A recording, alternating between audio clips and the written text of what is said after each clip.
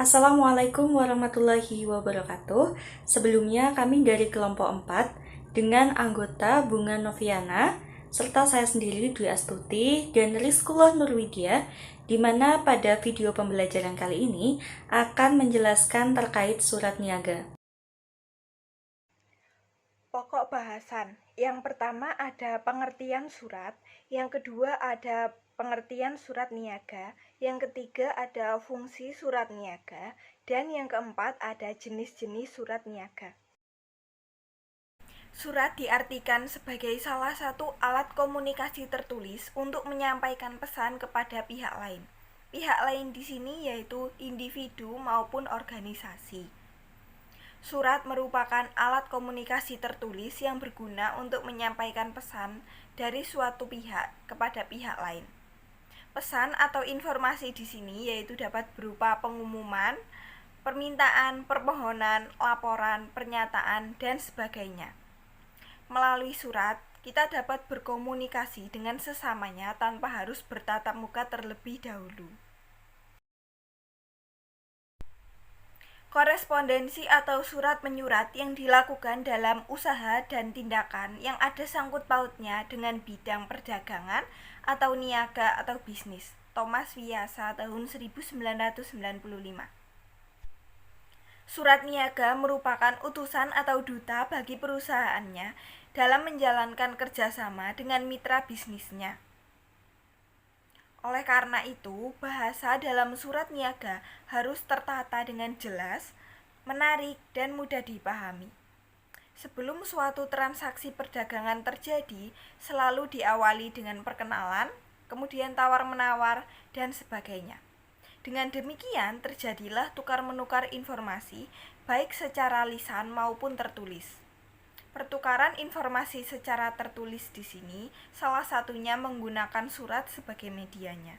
Kemudian kegiatan itulah yang kini disebut sebagai korespondensi niaga. Baik, selanjutnya yakni fungsi dari surat niaga atau surat bisnis.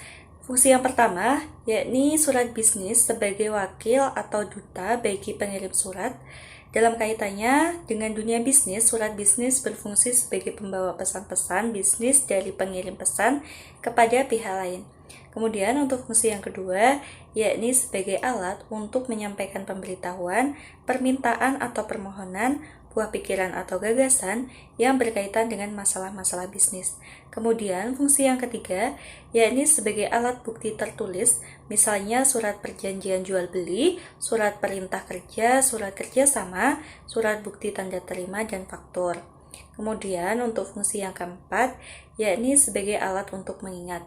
Misalnya surat-surat bisnis yang diarsipkan ketika dibutuhkan dapat dilihat atau dicek kembali untuk mengingat berbagai kegiatan yang telah dilakukan di masa lalu atau sebelumnya. Kemudian untuk fungsi yang kelima yakni sebagai bukti sejarah atau historis, misalnya surat-surat izin pendirian usaha, surat penggabungan usaha, dan lain sebagainya, di mana surat-surat bisnis tersebut menjadi catatan yang sangat berharga sebagai bukti historis dalam dunia bisnis. Kemudian untuk fungsi yang keenam yakni sebagai pedoman kerja, misalnya surat keputusan dan surat perintah. Surat-surat bisnis tersebut berfungsi sebagai pedoman atau acuan dalam melaksanakan suatu kegiatan bisnis. Kemudian untuk fungsi yang terakhir yakni sebagai media promosi bagi pengirim surat. Dalam perkembangannya, surat bisnis dapat digunakan oleh si pengirim surat untuk mempromosikan perusahaan termasuk produk-produk yang dihasilkan kepada pihak lain baik perorangan maupun instansi atau perusahaan. Ya, di sini saya akan menjelaskan materi tentang jenis-jenis dari surat niaga. Surat niaga dibedakan menjadi 12 jenis. Yang pertama yaitu surat perkenalan. Surat perkenalan ini berasal dari penjual untuk calon pembeli. Surat ini dibuat dengan tujuan untuk menyampaikan sebuah informasi mengenai suatu produk yang ditawarkan oleh penjual kepada pembeli, yang diharapkan dapat menarik minat pembeli untuk melakukan order terhadap produk yang ditawarkan. Kemudian yang kedua, ada surat permintaan penawaran. Surat permintaan penawaran juga dapat disebut sebagai surat permintaan daftar harga dari calon pembeli kepada penjual. Surat ini merupakan tanggapan atas perkenalan ataupun pameran yang diselenggarakan oleh penjual. Lalu yang ketiga ada surat penawaran. Surat penawaran disebut juga sebagai surat jual. Surat penawaran ini dibuat atas dasar surat permintaan penawaran.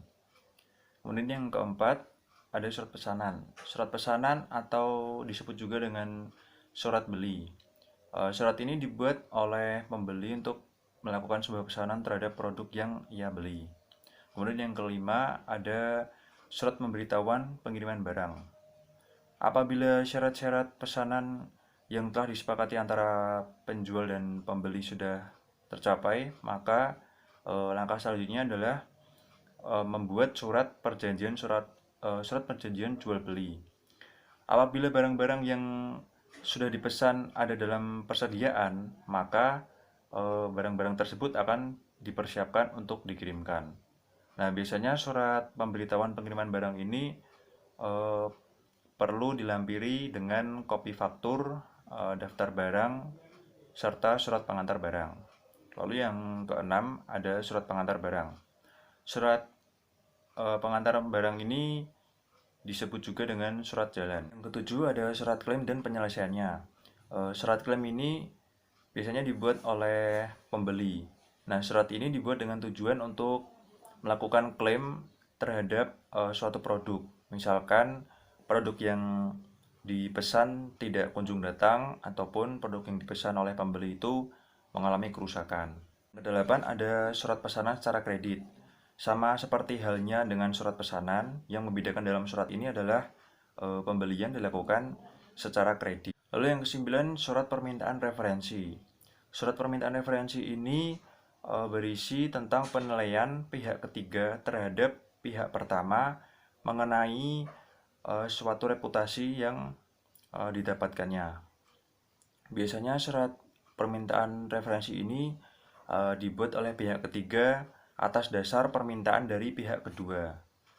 Nah, biasanya pihak kedua ini akan melakukan sebuah transaksi, seperti misalkan pihak kedua ini ingin membeli suatu produk kepada pihak pertama. Nah, pihak kedua ini meminta referensi dari pihak ketiga tentang bagaimana sih reputasi dari pihak pertama tadi. Nah, sifat dari surat permintaan referensi ini sangatlah rahasia. 10 yaitu surat penagihan barang. Surat penagihan barang ini dibuat oleh penjual kepada pembeli. Nah, biasanya surat ini dibuat karena pembeli itu belum membayar harga dari suatu produk dengan batas yang ditentukan. Atau dengan kata lainnya, pembeli ini melakukan pembayaran yang terlambat, sehingga penjual melakukan pengiriman surat ini. Nah, dengan bahasa sederhananya, surat ini merupakan surat penagihan hutang kepada pembeli. Yang ke-11 ada surat penangguhan pembayaran barang. Surat ini dikirim dan dibuat oleh pembeli kepada penjual.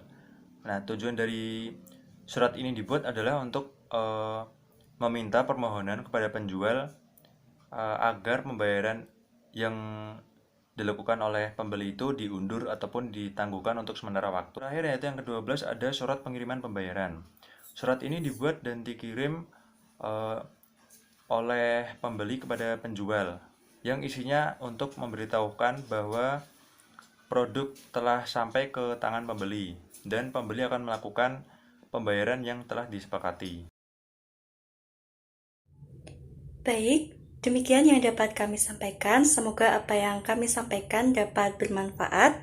Tidak lupa kami juga mohon maaf apabila terdapat banyak kesalahan. Terima kasih. Wassalamualaikum warahmatullahi wabarakatuh.